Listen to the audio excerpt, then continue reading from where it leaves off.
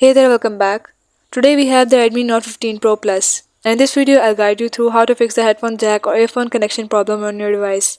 Follow all the steps carefully to restore proper audio output. If you find this video helpful, don't forget to like, subscribe and enable notifications. Now let's begin.